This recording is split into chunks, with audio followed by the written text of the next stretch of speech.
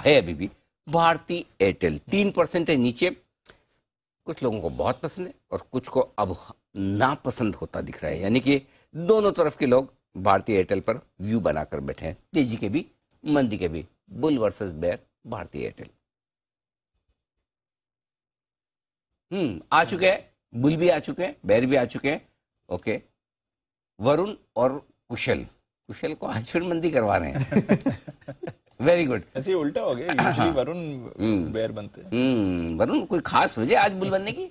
कुशल की चॉइस है अनिल जी। अच्छा, और सर कुछ नहीं है। सर मेरा व्यू इस बार बियर इसलिए भी है क्योंकि आज सुबह ट्रेडर्स डायरी में मैंने बिकवाली का कॉल दिया था। अच्छा, ओके, बायस टू। चलो, लेकिन डिस्क्लोजर दे चुके कि आज ऑलरेडी वो रिकमेंड कर चुके हैं। तो शुरुआत करें, बताएं वरुण तेजी के तर्क। चलिए अनिल जी, तो सबसे पहले तेजी के तर्क के लिए तो यह है कि अगर आप इस इंडस्ट्री को देखेंगे ना, तो बेसिकली एक ड्यूओपोली इंडस्ट्री है, क्योंकि रिलायंस और भारतीय एयरटेल पूरे तरह से यही डोमिनेट करते हैं। वोडाफोन को तो मैं गिनता भी नहीं हूं इस पूरे इंडस्ट्री में, क्योंकि इतने बुरे हाल है इस कंपनी के।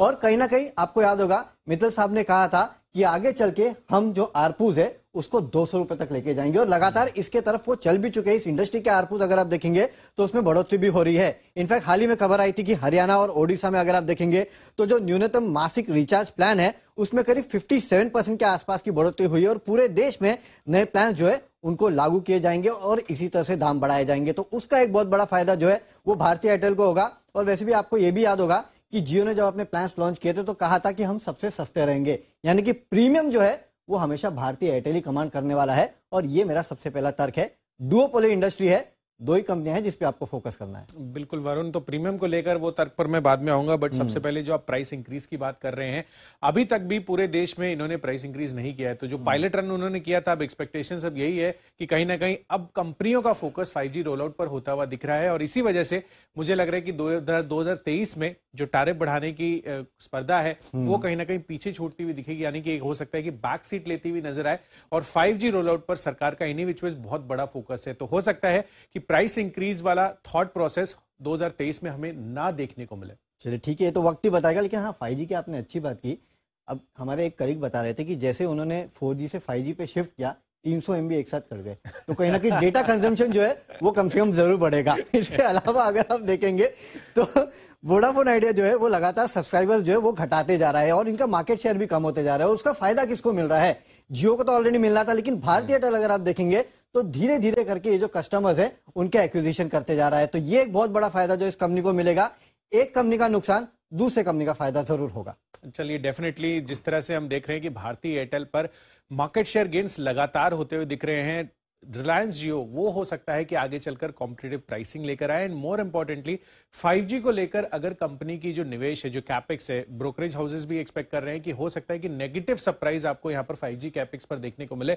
और अगर ऐसा होता है तो आगे चलकर इनका जो मार्केट शेयर गेन्स करने की फ्रीक्वेंसी है वो हो सकता है थोड़ी धीमी होती हुई नजर आए। तो ये एक बड़ा कंसर्न काफी ब्रोकरेज हाउसेस को लेकर है भारतीय एयरटेल पर। देखिए, धीमी तो होगी। अगर आप 84% के आसपास के मार्केट शेयर पे पहुंच जाएंगी दो कंपनियां, तो आगे बचा क्या, सिर्फ 16%? तो जाहिर सी बात है ग्रोथ धीमी होनी है। लेकिन जैसे कि मैं कह रहा हूं कि पूरे तरह से डोमिनेट करते हैं मार्केट को। आप देखिए FY25 तक टॉप 2 प्लेयर जो है, कुल आय में से उनकी जो आय होने वाली है वो करीब 84 से 85% के आसपास होने वाली है। अभी करीब 75% के आसपास है, यानी कि यहां से भी FY25 ज्यादा दूर नहीं है, करीब 2-3 साल ही है, तब भी करीब 9-10% के आसपास का मार्केट जो है ये और गेन करने वाले हैं। यानी कि लगातार जो है अपनी रीच को ये बढ़ाते जाएंगे। चलिए, डेफिनेटली वरुण, और डियोपोली मार्केट ऑफ कोर्स जिस तरह से अभी सिनेरियो बन रहा है और आगे चलकर भी यही एक्सपेक्टेशन है कि यहाँ पर और ज्यादा इन डेप्थ आपको होती हुई दिखेगी इनकी मार्केट शेयर।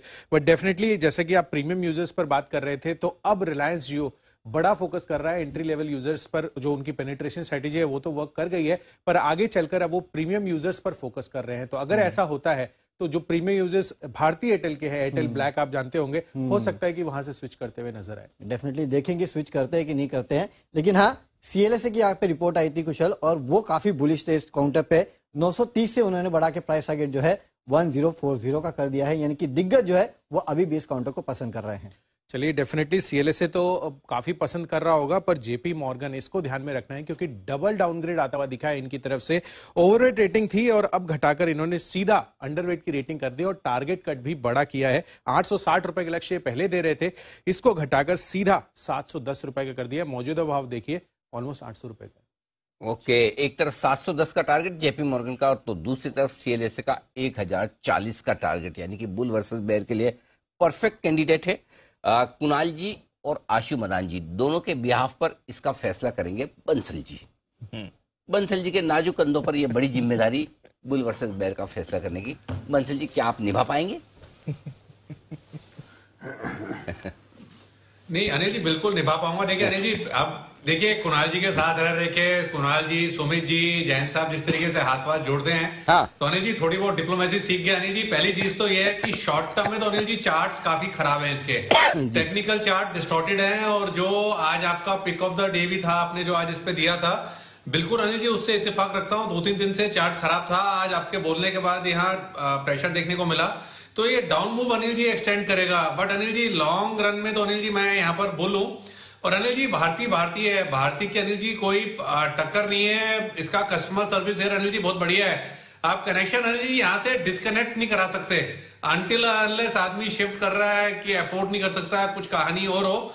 तो बात अलग है अनिल जी, इनका ब्रॉडबैंड, इनका लैंडलाइन और इनका सब कुछ अनिल जी बहुत बढ़िया है। आफ्टर सेल सर्विस भी बहुत बढ़िया है। इससे अच्छी अनिल जी मतलब की सर्विस किसी की नहीं है, ना जियो की है, और वोडाफोन तो अनिल जी सर्विस में खैर आता ही नहीं है। तो लॉन्ग टर्म के लिए अनिल जी बुलिश हूं। शॉर्ट टर्म अनिल जी कुछ दिनों के लिए अनिल जी व्यू मंदी का है। मेरे को ऐसा लगता है वोडाफोन की तो सर्विस अच्छी है। 11 रुपए 12 रुपए भाव होता है तो सर्विस अच्छी मानी जाती है। 5-6 रुपए भाव होता है तो भाव के हिसाब से व्यू बनता है इसमें कि सर्विस अच्छी है का। ऐसा मुझे बंसल जी को सुन के ऐसा लगा मुझे। आइए चलिए, ये है आपके लिए भारती एयरटेल पर